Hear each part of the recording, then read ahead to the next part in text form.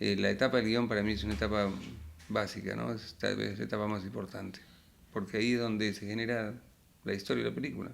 A partir del guión que tú vas a tener a los actores, vas a tener, en fin, todos los elementos. Por necesariamente comienza con un concepto, con una idea. Para mí es muy importante que haya una idea y que todo digamos, la película digamos, se base y digamos, apuntale esa idea, ese concepto, ¿no?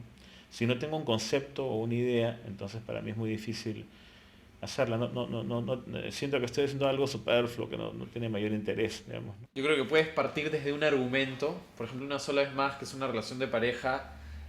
Yo partí del hecho que quería tocar el tema de una pareja. Entonces puede o venir desde un argumento, o ese puede tener un personaje muy claro y a partir del personaje. O en 303, yo partí de la imagen de una teta que colgaba en un techo y no tenía idea de la historia. Y esa imagen me parecía tan sugerente y tan fuerte. Y fue una simple imagen que luego armó una historia. Me gusta ver que hay un sentimiento atrás que es importante, ¿no? Que hay una motivación que no está en el texto que es importante, ¿no? No del personaje, sino del autor, ¿no? Yo cuando empiezo a escribir o a plantear algo, parto de temas, ¿no? Y todo el mundo me dice, no seas huevón, pero parte de una historia, te estás volviendo loco, ¿no? ¿Qué? ¿Qué estás esperando que te diga? La verdad. Yo creo que cuando uno se plantea hacer una película, igual que cuando uno se plantea, digamos, hacer un producto o vender un servicio, no es el tema del dinero en el que uno tiene que estar pensando. Siento que lo que uno tiene que hacer es tratar de satisfacer, digamos, al cliente, en este caso al espectador, dándole un producto de calidad, que lo entretenga, digamos, le va a pasar un buen rato, esencialmente, ¿no? Yo creo que uno dirige algo que le gustaría ver. Me parece que si un director no hace eso, está mal, ¿no? O sea, yo dirijo algo que me gustaría ir al cine, sentarme a ver. Obviamente con algunas pautas, ¿no? Como diciendo, ¿sabes qué? No voy a poner sangre, no voy a poner mucha violencia. Uno trabaja básicamente por su instinto y en muchos casos, si tú tienes, yo creo que la capacidad de comunicarte con el público, en muchos casos está en relación directa con la convicción que tú pones al hacer ese proyecto. Por fin de cuentas, estás tú frente a la pantalla en blanco y tienes que llenarla con cosas tuyas, ¿no? Al final, evidentemente vas a plasmar lo que eres, o sea, si tu personalidad trasciende eso, ¿no? Hay una necesidad de ser fiel a sí mismo como en toda creación, ¿no? Se puede ser complaciente, se puede ser artificial, se puede ser falso. Y eso es una tendencia que yo veo en muchos guionistas jóvenes, ¿no? En otros no, ciertamente, en algunos lo he visto, muy deseosos de escribir y de filmar, pero que a veces desconocen el mundo al cual están tratando de retratar, ¿no? Y en lugar de hacer ficciones honestas sobre aquel mundo, sobre el que sí tienen algo que decir, intentan construir historias de lo más elaboradas sobre asesinos o pistoleros, o en fin, mundos que seguramente les resultan ajenos, ¿no? Y el resultado en la pantalla es eso. Es muy claro, ¿no? Una obra que no respira honestidad.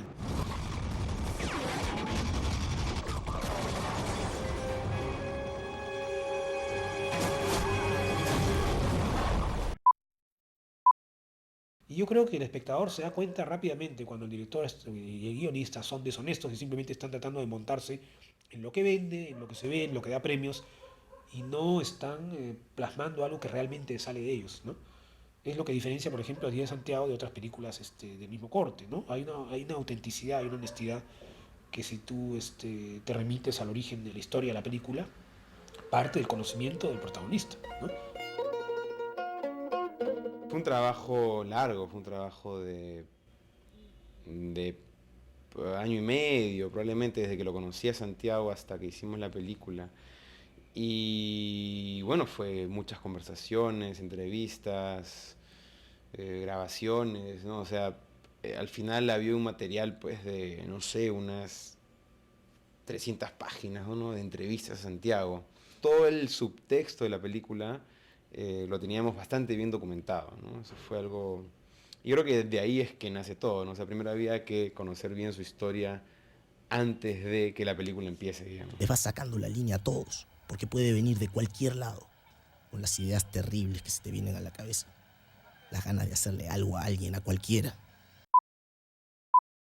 Mira, muchas veces los personajes surgen de algún personaje que uno ha conocido.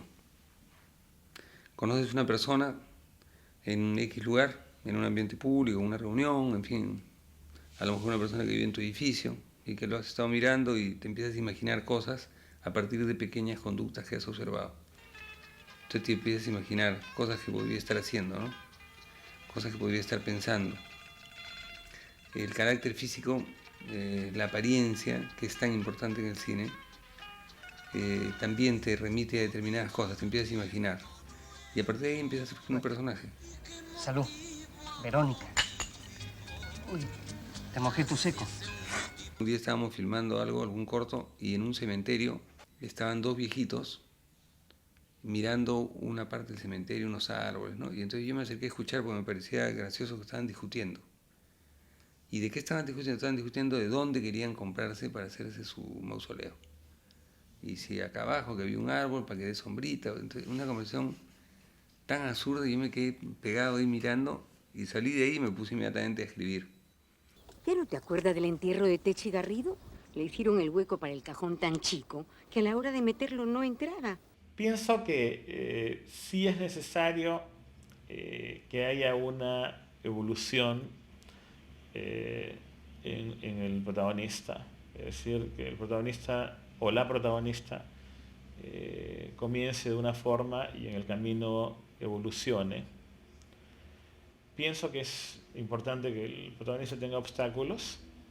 Es siempre mejor si los obstáculos están dentro de uno mismo. Es decir, no es un enemigo, no es el archienemigo externo, sino es el enemigo que está dentro del carácter o la personalidad, o los miedos o los temores que están dentro de uno mismo, ¿no? Esos temores obviamente pueden ser fisicalizados en personajes externos, no se pueden crear para eso. Tú ya comienzas a delimitar un poco tu esquema y de ahí piensas en qué personajes van a ver. Entonces, por ejemplo, inicialmente en la dueña de la casa tenía una sola empleada, después pensé, no, tiene que tener dos para que haya la contraposición entre una empleada buena y la mala, una cosa así. Y, por ejemplo, el asistente, que era Celín Aguirre, era un hombre en el guión originalmente, ¿no? Entonces el asistente del director, pero después dije, no añade, entonces si la mujer, hay una relación afectiva entre los dos, así que entonces como que vas puliendo los personajes, viendo cuántos personajes necesitas. Últimamente estoy escribiendo con mucha pasión. Los guiones a veces pecan de ser no suficientemente editados. Es decir, uno escribe un guión,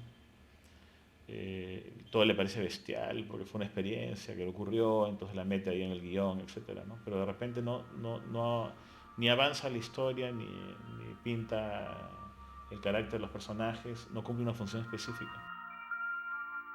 Hay que saber cómo contar la historia al público para que fluya, para que el público esté conectado siempre con lo que ocurre, adelantarse a la imaginación, a la curiosidad del público, y eso solamente se logra con un trabajo firme en la estructura, ¿no?